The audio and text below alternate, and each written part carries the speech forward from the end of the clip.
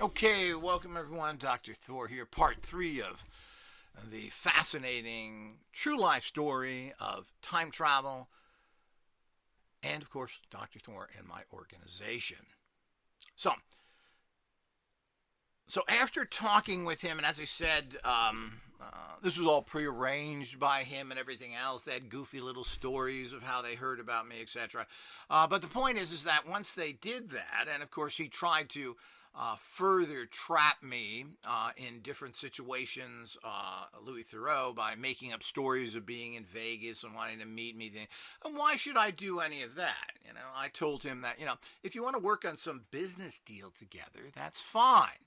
Thoreau, of course, wanted to, we'll talk about that when we get together. He was trying to harass and set me up with a criminal group of people that he was working with to potentially even murder me somewhere in the Nevada desert. This is the kind of person you're talking about. And of course, that's what my thought was on this. That's what I allege. Of course, again, you can't prove any of this. But this guy is one of the biggest scumbuckets you'll ever meet. As he said, he's a personal friend of the child molesting Jimmy Savile. I allege that he is involved with all of these criminal international satanic groups that seem to be involved with this huge international cult of sex traffickers, child molestation groups, etc. So he certainly appears to be connected to these groups, I allege. So, as again, it's very hard to prove, and even if you could, who's going to listen to you? You're going to bring that information to whom? Because everybody's working together. As we know with all of these different organizations, they're heavily supported, and they're supported internationally. No matter where you go, you're going to find that these people work together. It's just the way it goes. And as I said, he has a very spotty background in general. Starting off as this comic guy, moving into very serious stories. He went from stories like the Weird Weekends into interviewing Nigerian terrorist organizations. What? Well, of course you would do that and get your CIA contacts, MI6 contacts, to get the funny boy in there with the goofy haircut and the funny Charlie Brown clothes to talk to these people. After all, they're not going to take you serious. And of course, that's exactly how you send operatives in to get information from people. So it's amazing that people found my very successful organization to be such a problematic situation that they wanted to make sure they harass me. And have continued up to this day. It continues to go on with all of this, and people should be very, very well aware how these things happen. And it doesn't take much. I mean, you go to this guy, Stephen Gibbs, they had him dead to rights on basically Social Security fraud, which I'm not sure how fraudulent it was. He claimed he was mentally ill, couldn't work, and they were paying him, but he was making money on the side selling books and machines and everything else. I don't know if he ever reported this or not, but he certainly was doing activities that were based in other areas that could be certainly looked upon that, well, you're making money, you can't be on disability, or if you is, you have to report that, and I don't know if he ever did or not. I doubt it. But the whole idea is that he became the poster child because he was the biggest fraud to get on places like, and of course, Art Bell had no problem having him on several times. So, well, I went on Art Bell once. He certainly never contacted me after that. I tried to get in there and get his job because he was totally and completely unqualified. He knew nothing about anything. But of course, you got to remember the people behind him were all the government operatives, Bigelow, General Alexander. These are all the people that put Art Bell in his show. And again, it caught on. Why? It caught on because they got it out there massively and made sure it happened. I mean, there's a lot of things you can do business-wise if you have the money and the contact that pretty much will ensure that you are successful, at least to a certain degree. And where it goes from there is going to depend on other things. But all of that is part of it. So the bottom line is, why did Louis Theroux, who then wrote a book, and there's an entire chapter in his book about me, just full of complete misinformation. He had no information on me. I gave him nothing. And when he tried to contact me again for this, set me up at this fake interview, I had no interest in talking to him. I'm not even making any money from this. Why would I care? Your program does nothing. So he tried to harass me with that, calling me, of course, at that particular time when this book was actually published, the biggest thing to be, which now is the biggest thing positive to be, is he called me a Satanist and a black magic practitioner, all of which I always was against and saved thousands of people from going down that particular path who get caught into bad occultism. But he made sure that that's what he labeled me, to try and have that as a basically black magic practitioner. He even got his group even got my name put on black magic websites who stated me as people they followed, which I had nothing to do with. And of course, we highly stated that we were against all of that, and always have been. I was the first person to basically get out there and publicize that Stephen Flowers, otherwise known as Thorson, Edred Thorson, was one of the main people in the Temple of Set, which I discovered from other black magic practitioners who they tried to set me up with and caused me further problems. So all of these are very interesting realities that happen out there that you're not familiar with. If you think, as I said, Thoreau is the biggest bounce about. They use him for everything. And of course, he is well paid for his work with that. So it's not. And we all know in recent years in particular that the BBC is pretty much a very fraudulent, bogus organization that has all sorts of horrible connections to just about everything. The point is they like to throw the BBC around because people think that that is some sort of credibility. But there is no credibility from any organization.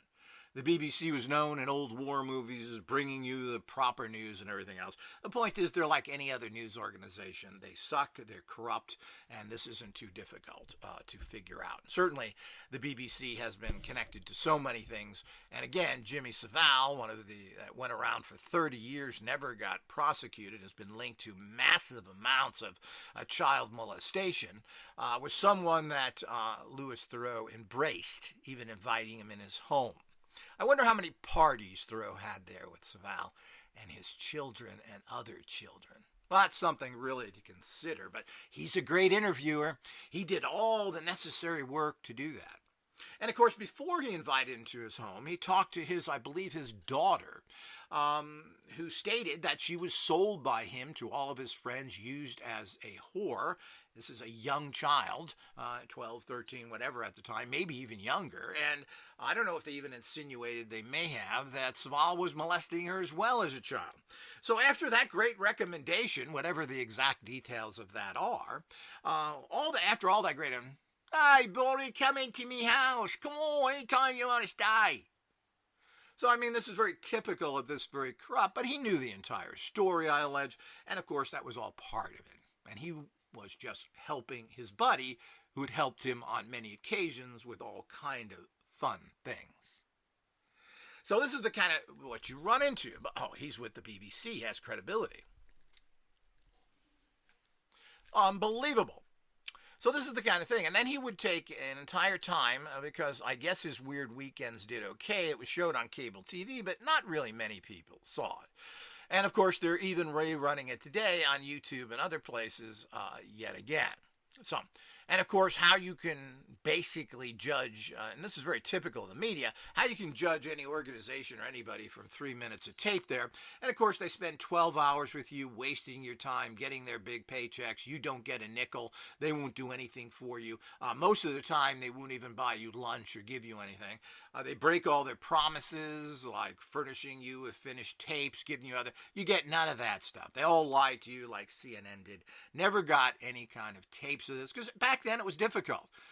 This was cable TV. A lot of people didn't have cable TV back then. It was not like it is today. So you couldn't get it on there, and you may not have had a videotape recorder to record these things, but they wouldn't even follow through with that. They don't do any of that, and I've had many media problems, people that have taken my stuff, broken it, and that they were going to report on shows and everything else. This is the kind of nonsense you run into. This is a filthy, dirty media. These are some of the worst people out there. So again, he calls me a Satanist, writes an entire chapter on me, and again, I didn't even read this till the last few years ago, and I'm sure his book didn't do so well. But this can be found for free up on Scribe or Scrib, whatever it is. You can find the book listed there if you want to read it. So these are the type of things that are there, but total bogus nonsense. He knew nothing about the organization, tried to trap me, and then thought he would get more information, and then distorted information I said to him on the phone. I had no intentions of talking to him again.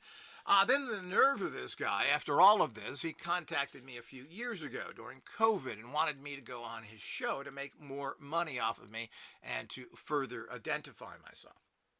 All of those things went on with him. So, as I told him, I said, my median pay is $3,000 for an hour. After that, we can negotiate additional fees. He still tried to con me into getting on his show, not wanting to pay me anything. After all, he wants to make more money off of me. He already made off of his book and all these constant repetitive, because nobody watches any of his other shows. They only watch the Weird Weekends, which, of course, where he makes a bundle off of, and now worth several $1 million of his net worth. So this is the kind of people you get into. But the point is, he decided, and in that chapter on me, is the whole idea is that him going and talking to Stephen Gibbs about me, who called me to reaffirm his belief system. And of course, Gibbs is a total mentally ill person with strange Christian belief systems and everything else, working with his other weirdos, Patricia Reese, and some Norwegian guy who claimed he was a pilot who was a crook who stole money from me. And Reese, who's known to have no analytical abilities at all. Both of these people wrote little books that I published because, again, I published everybody. What's your opinion? What are your experiences? Well, let the public choose what they want to believe, or cherry pick these books and find out if there's anything of value. But I don't remember that guy's name, but he stole a whole bunch of books from me and refused to pay for it, and everything that goes with it. I didn't have any problems with Patricia directly, but she was delusional in her thinking as well. Certainly nothing of any value that she had to ultimately share with anybody. So we eventually drifted apart. She wrote a little book. She's writing books about time travel with... for one of the most worst publishers out there, who just writes really some sensational booklets, and she's writing that again, one on, like she knows anything about psychotronics or psionics and all of these. But they all find supporters because they have people that go out and get them these deals, as she has done with this other publisher. As is, Gibbs went to somebody else who, again, was an enemy of mine and had him publish his books there when he had no right to, had rights to his books. So, he's a very dishonest criminal guy. Tried to talk with him on the phone about several issues. He refused to talk. And, of course, that's what they all do. Because you'll find all the criminals have nothing to say. Because what are they going to say? Yes, I'm a criminal. I screwed you over. Well, that's the only answer you have.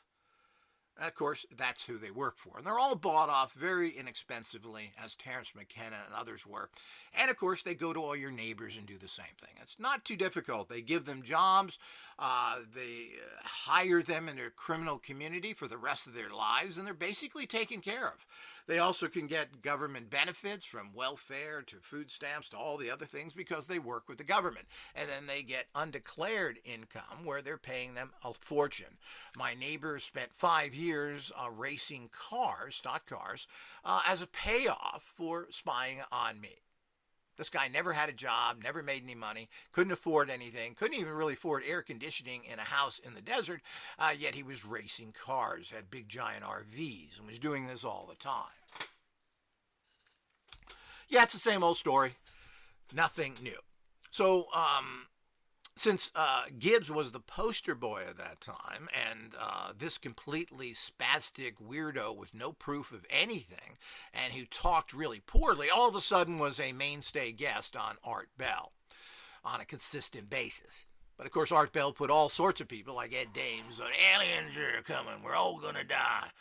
Thank you, Ed Dames. Ed Dames. What's your predictions for this year? Well, the aliens are coming, we're all going to die.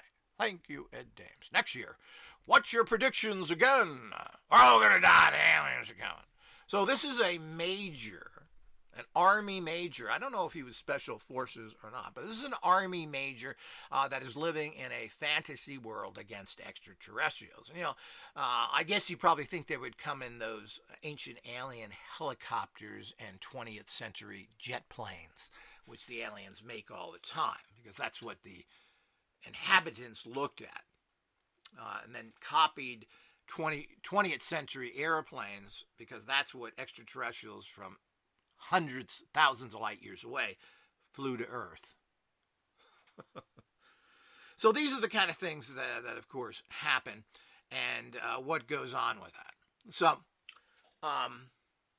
and I think that Thoreau was one of my first interviews, particularly television, and the reason I did that was basically for fun. I wanted to see where it went, etc. But of course, that didn't help the organization. People like Gibbs, interesting, who's a total complete mental case, all you have to do is talk to him, was approached by all the other government-owned people. Warner Brothers went to Gibbs, and if you saw Napoleon Dynamite had a copy of the HDR unit there, his little time machine that Napoleon Dynamite tried to get to work. I mean, that's how they, I don't think that, now at the time I was still working with Gibbs, and Gibbs told me, well, Warner Brothers came to me and I think they want to make my units. He didn't even get what the interview was all about and what they were trying to do, but who knows what that Hollywood twerps told him.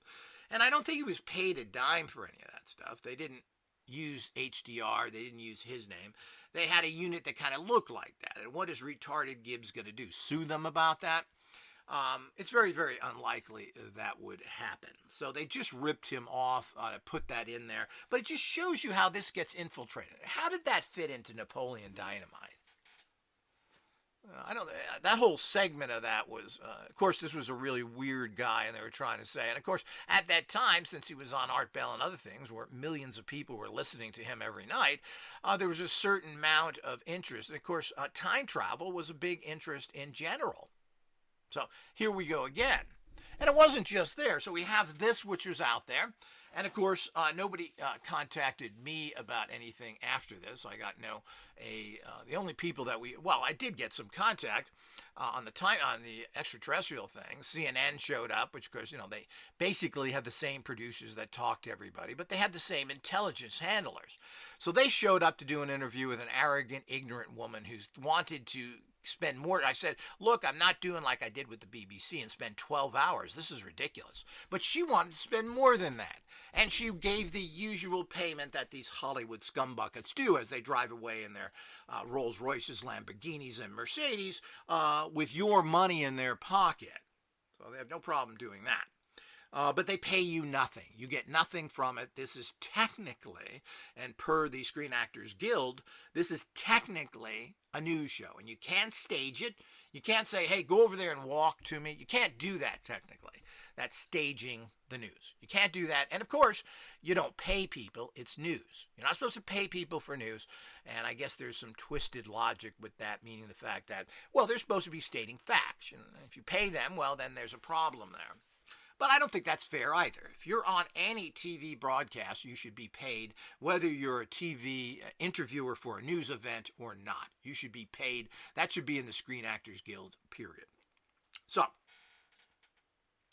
with that understanding there, again, so they came and they spent, I think I spent 8 or 10 hours. I refused to go up there at 8 o'clock in the morning up to Giant Walk and walk around for hours so they can do it. So what the media did there was went and talked to some up there, Van Tassel's grandson, who got free property up there and is basically a nobody that does nothing. Who then would talk about extraterrestrials like he was an expert, again, putting me down, saying there's absolutely nothing these people could do. They're invincible. Yeah, well, we've heard that before. So that's the whole nonsense that's out there, and that's a whole nother category. So she spent time with him because I wouldn't go up there at 8 o'clock in the morning. I said, I'll be up there at 11. You don't like it, it's too bad. I'm not there to, they're not paying me anything. And then she spent huge amounts of time wasting my time going over stuff that wasn't important. The cameraman had to step in and apologize for her stupidity and say, we know this is a waste of time. I said, that's right, and I'm not spending a lot more time here. Let's get this done. And which is exactly what happened, and that was it. This was a joke. And of course, this is very typical of this reporter. I don't know who she was screwing or sucking to get her job, but it's the usual stuff you get from these bimbo people. Not that men are any better. Look at Art Bell. Go, me like why? So the whole idea is that all these things that we have from these stooges out there is what you run into. Also, from all of this, and I'm not sure how it happened, but it runs around in the news media community. A Dutch guy who wrote for the main Dutch paper in Hollandyland, the Netherlands, as they say in EU land, contacted me and brought a professional photographer down, and we did an interview which was published on the front page of and of course, that didn't get me any calls from Europe or anything else. Isn't that kind of odd? Wouldn't you get hundreds of calls? Wouldn't you be contacted for this with all this media? No, because it was suppressed. And these people, yet a goofball, inarticulate, babbling mental case, otherwise known as Stephen Gibbs, was put in as a celebrity. During this time, as his publisher, I was even contacted by Roseanne Barr's show, who wanted to put Stephen Gibbs on there. I said, are you insane? I said, this guy's a mental case. He has nothing to offer. These are fun little books that are put out there for intellectual masturbation, but not really much else. This is for a very much of a segment, but I think he was I don't know if he was on Art Bell at that time or not. I don't think so. Because he didn't go on Art Bell until, of course, I was no longer publishing his books, I believe, because I never got any great orders for his books, which the Art Bell show should have stimulated. They made sure that didn't come in until it was set up with somebody else who they set up with, a competition of mine, who they sent Gibbs over to actually publish the books and get them away from me based on fraudulent facts. I tried to get a hold of Gibbs about several issues and never returned my calls, and he got nothing, which he should have never gotten anything. So, but I had the rights to his books, the rights to his machine, the rights to everything else. But who cares? I didn't really want to continue to assist him either. Again, I published thousands of these pseudo-scientific reports that were there to stimulate. Who knows if they worked? You're going to spend all that time building machines, putting together free energy. I don't know, but if you want to, here it is. And you never know what people have done. I've heard rumors of people building stuff that did work and were efficient at 1 or 2 points. We don't know. People that have working technology generally shut up and use it, because if you publicize it, you're going to bring down the wrath of the society on you, and they're going to kill you. It is not a comic book reality. It's a fact. It's the way it goes.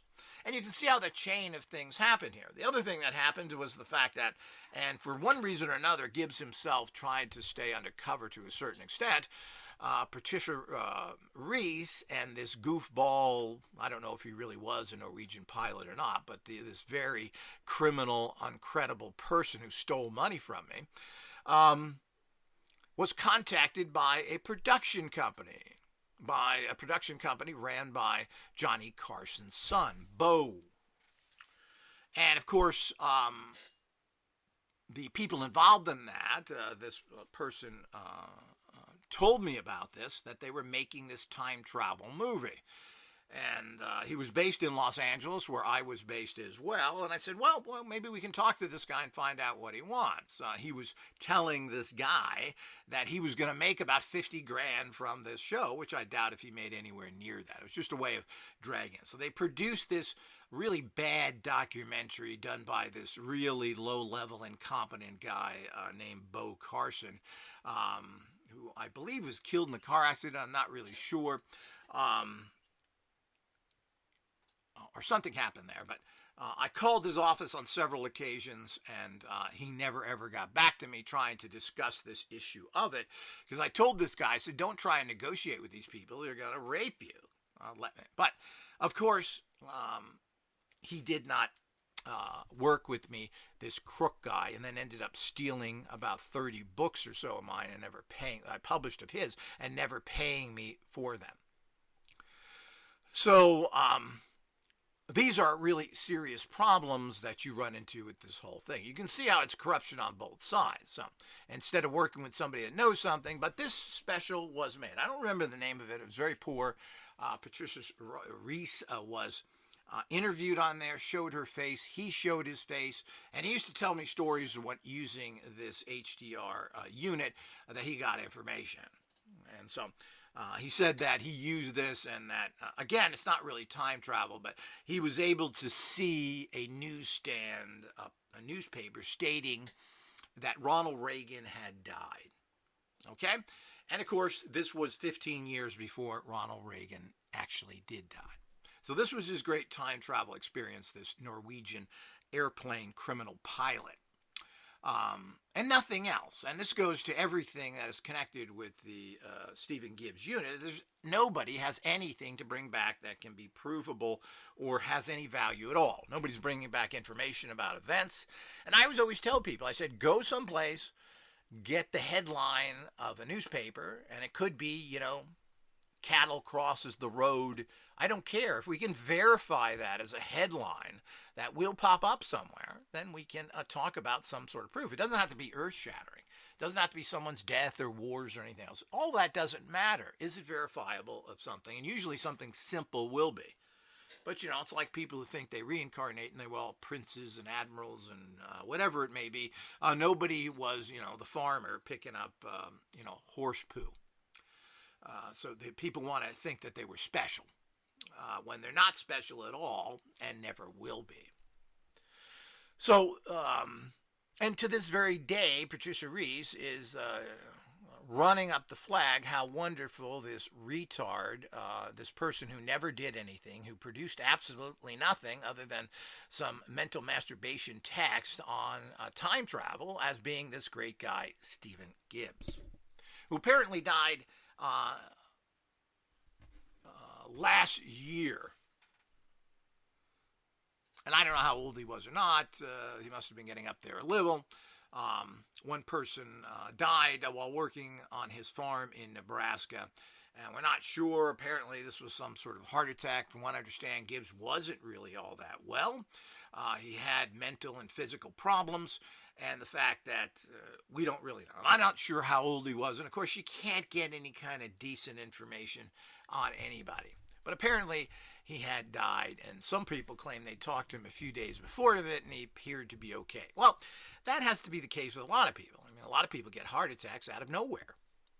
So that's how heart attacks usually happen.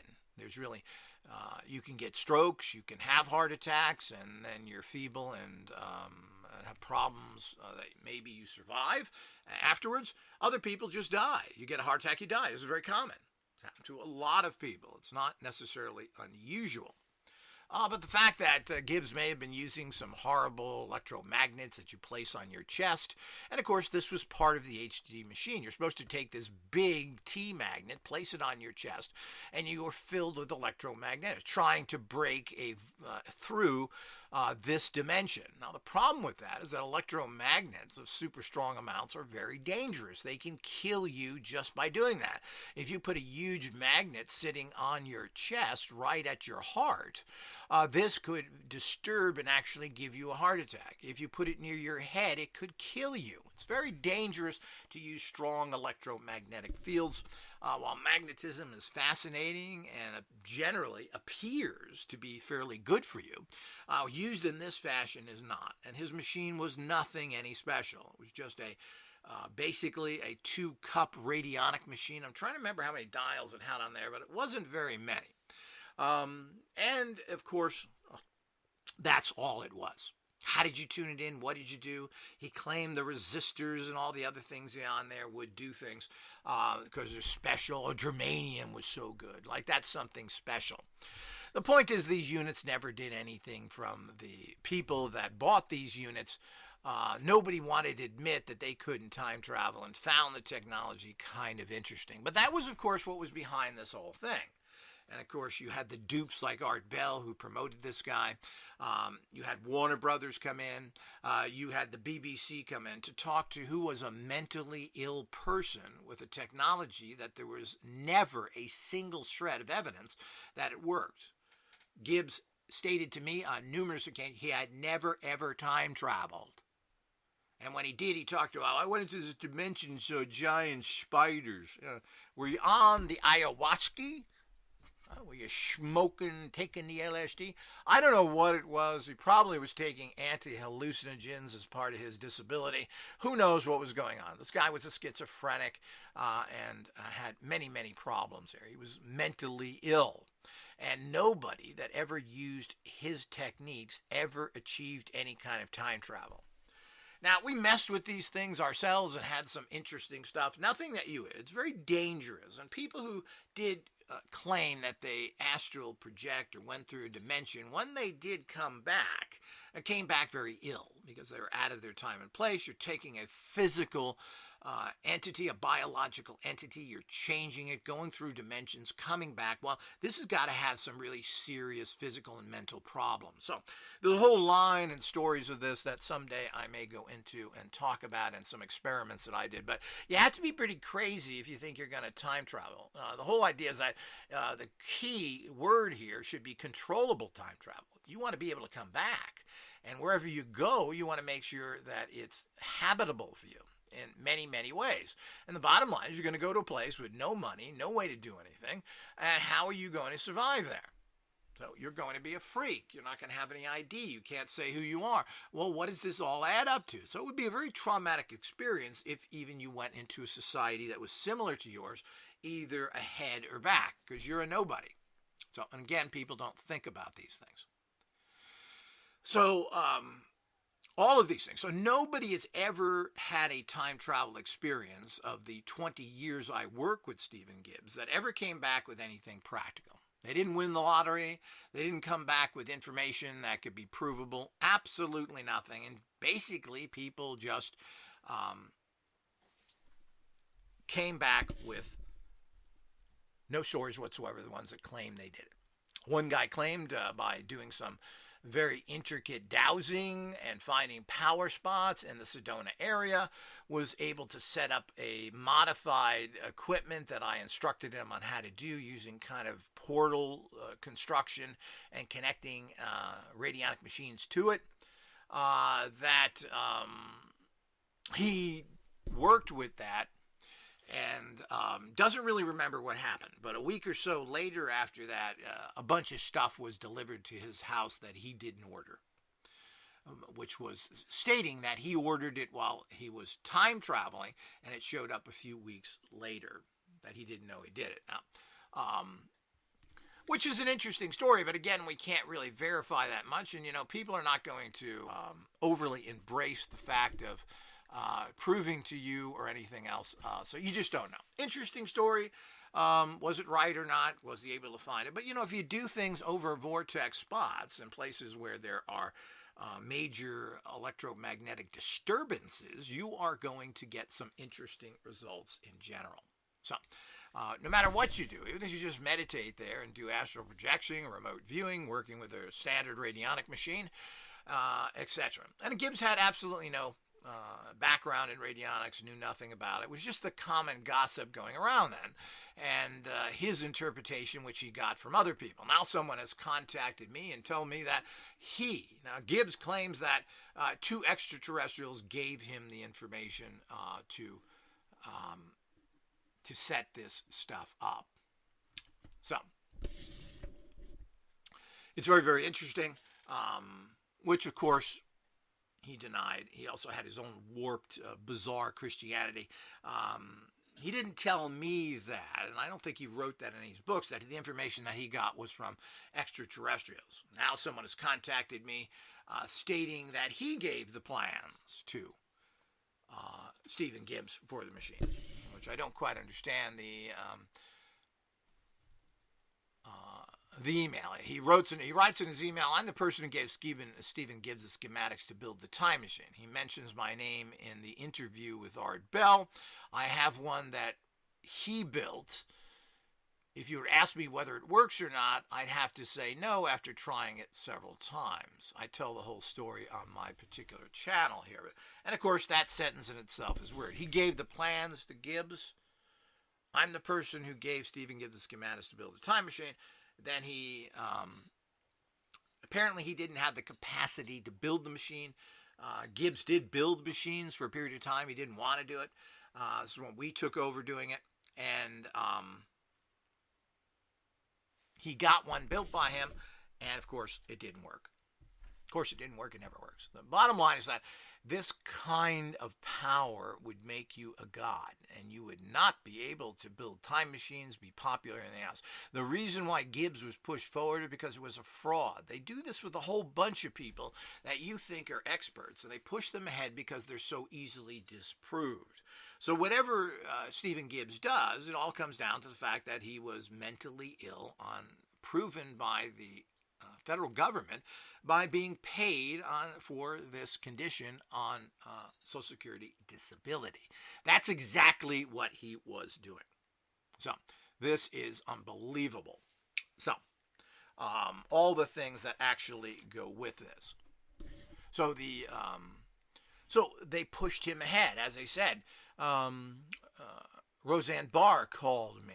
Did I finish that? I don't think I did, man. She called me and wanted him on the show. And I said, you understand what kind of a mental case this is? This isn't good. I said, look what you did with the guest you just had on there. I'm trying to remember his name, the Earth Change map guy. I just had his name in my mind a few minutes ago.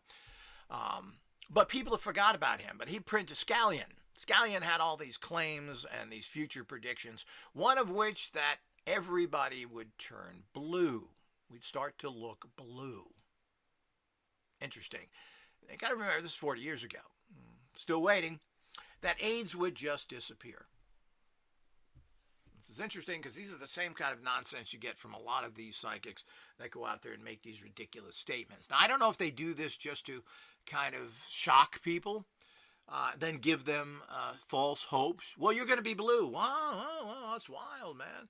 But what do you say about that? Well, you'll find out.